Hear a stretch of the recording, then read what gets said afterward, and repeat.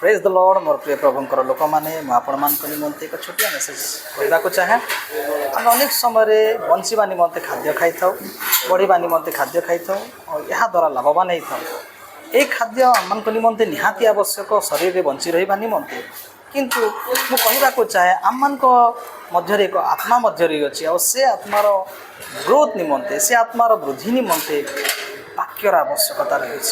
परमेश्वर धर्मशास्त्र कहे ईश्वर वाक्य आम खाद्य आत्मा बढ़िया निमंते शरीर में आम अनेक समय दिन को 3 थर खाई था आत्मा आम बढ़िया निमंते केते थर खाऊ आम आत्मा जिपरि सुप्त न हुए मरी न जाए तेणुक मोर प्रिय मैंने मुझे कहवाक चाहे आत्मा जीवित रहो तेणुक वाक्य अध्ययन करूँ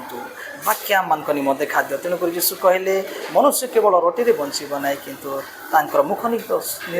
निःसृत वाक्य द्वारा से बंचब तेणुक वाक्य आम निमंते बहुत इम्पोर्टाट अच्छे तेणुक आज आरंभ करूँ आम वाक्य अध्ययन करवा वाक्य समय बितेबा आउ से वाक्य खाई आत्मा बलिष्ठ होगा प्रभु आपण समस्त को आशीर्वाद करते गॉड ब्लेस यू।